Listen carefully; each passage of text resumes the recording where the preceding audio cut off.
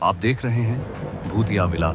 दोस्तों, अगर आप चैनल पर नए हैं तो चैनल को सब्सक्राइब जरूर कर लें और साथ ही वीडियो को लाइक करके नीचे कमेंट बॉक्स में अपनी राय जरूर दें ताकि हम आपके लिए ऐसी ही भूतिया घटना और ला सके।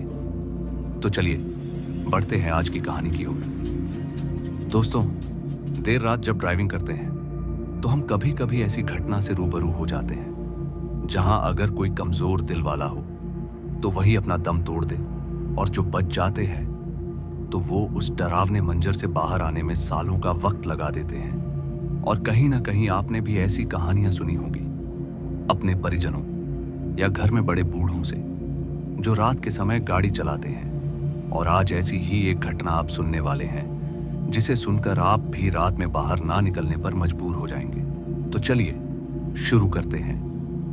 यह घटना आज से काफी सालों पहले मेरे पिताजी के साथ घटी थी, जब वे एक ट्रक ड्राइवर हुआ करते थे, जिसके चलते उन्हें बहुत दूर दूर तक जाना पड़ता था क्योंकि घर का पालन पोषण उनके भरोसे ही हुआ करता था। इसलिए ज्यादा पैसे कमाने के चक्कर में कई कई बार उन्हें महीनों लग जाते वापस आने में। और ऐसे ही एक लंबे रूट पर जब वे रवाना हुए तो उनके साथ उनका एक साथी रघु भी था, और दोनों ही हमेशा की तरह हंसी मजाक करते हुए आगे बढ़े जा रहे थे। फिर जब वह निहारा हाईवे पर पहुंचे तो उन्हें एक पुलिस वाला नजर आया जो हाईवे के बीचों बीच खड़ा होकर ट्रक रोकने का इशारा कर रहा था। उस पुलिस वाले को देखते ही पिताजी ने ट्रक की स्पीड कम करके ट्रक को साइड में लगाते हुए बोले, क्या बात है दरोगा साहब, इतनी रात को क्यों रोक लिया? इस पर उस पुलिस वाले ने पिताजी को ट्रक से नीचे उतरने का इशारा करते हुए कहा, ट्रक से नीचे उतरो दोनों, फिर बात करते हैं आगे। मगर पिताजी को उस पुलिस वाले के बात करने का तरीका बहुत ही बुरा लगा। मगर मेरे पिताजी किसी भी हालत में उस पुलिस वाले से उलझना नहीं चाहते थे। फिर जब वे ट्रक से नीचे उतरे तो नीचे उतरते ही उस पुलिस वाले ने पिताजी और रघु अंकल की गर्दन पकड़ ली और दोनों को खींचते हुए अपने साथ ले जाने लगा। पिताजी और रघु अंकल उस दरोगा से लगातार पूछे जा रहे थे, अरे दरोगा साहब, बात तो बताओ, गलती क्या हुई हमसे, हमारे साथ ऐसा क्यों कर रहे हो? मगर उस पुलिस वाले ने पिताजी को कोई जवाब नहीं दिया, और जवाब देने के बजाय दरोगा पिताजी और रघु अंकल को खींच कर ले जा रहा था। फिर बेवजह की जबरदस्ती से पिताजी को एकदम से गुस्सा आ गया और उन्होंने विरोध करते हुए उस पुलिस वाले को सड़क के एक साइड में धकेल दिया। दरोगा सड़क पर अभी गिरा ही था और नीचे गिरते ही वो गुस्से से तिलमिला उठा और रघु अंकल पर बरस पड़ा।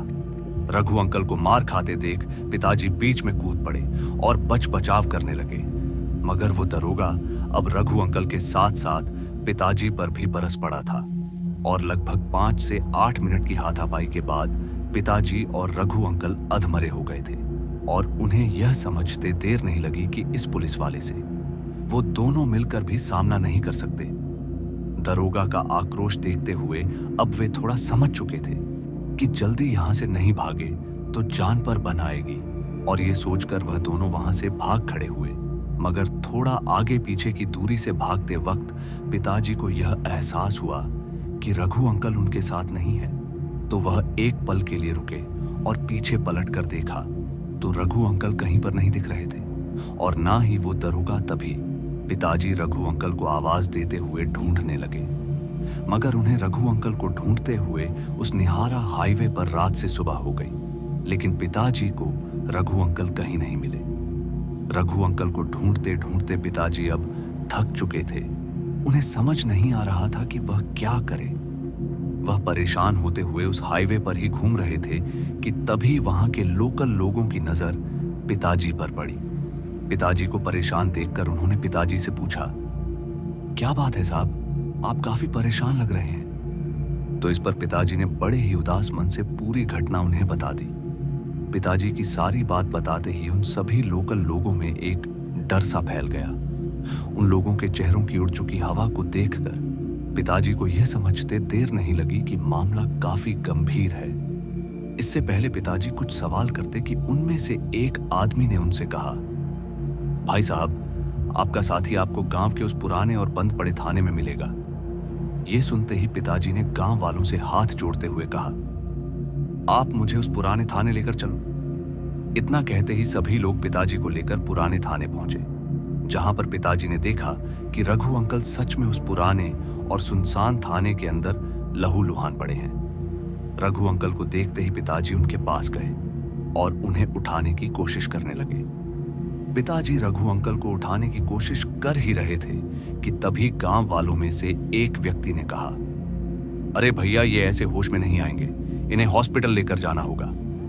तभी गांव वाले रघु अंकल को जल्दी से हॉस्पिटल ले गए, जहां उनकी तबीयत स्थिर हो गई। इसी दौरान पिताजी को गांव वालों से पता चला कि दरअसल वो दरोगा गांव का पहला दरोगा था, जो गांव वालों पर अपनी वर्दी का जोर चलाता था।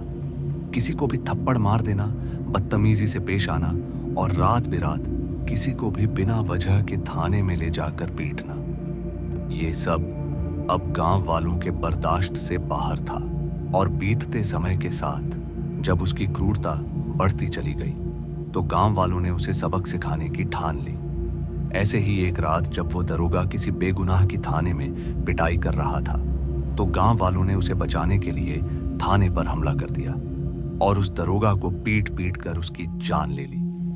दरोगा के अत्याचार का उस रात अंत तो हो गया, मगर कुछ दिनों बाद अचानक ही रास्ते में गांव के लोग गायब हो जाते और जब उन्हें ढूंढा जाता तो वह थाने में अधमरी हालत में मिलते।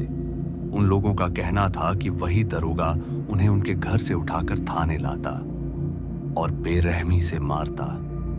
मतलब कि अब उस दरोगा की आत्मा लोगों को परेशान करने लगी थी। फिर गांव वालों ने उसकी आत्मा को तांत्रिक से बंधक बनाकर गांव के बाहर फेंकवा दिया। यह सब जानने के बाद पिताजी रघु अंकल को उस वक्त घर लेकर वापस लौट आए। कुछ दिनों बाद जब रघु अंकल ठीक हुए तो उन्होंने बताया कि जब वह भाग रहे थे तो उन्हें बहुत ठंड लगने लगी थी और उनके भागने की रफ्तार और भी तेज हो गई।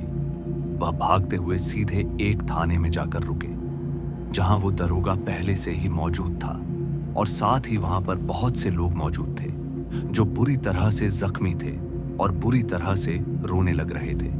तभी वह दरोगा डंडा लेकर उन्हें मारने लगा। वे लोग दर्द से चीखते चिल्लाते रहे, पर वह दरोगा रुका नहीं और जब वो अधमरे हो गए तो उनकी आंखों के आगे अंधेरा छा गया और वह बेहोश हो गए। फिर उन्हें नहीं मालूम कि आगे क्या हुआ था और वह सभी लोग कौन थे जो रोने लग रहे थे। और जब उनकी आंख खुली तो वह हॉस्पिटल में थे। तो दोस्तों, आज की इस कहानी में बस इतना ही, और मैं आपका दोस्त जल्द मिलूंगा एक ऐसी ही और डरावनी कहानी के साथ। धन्यवाद।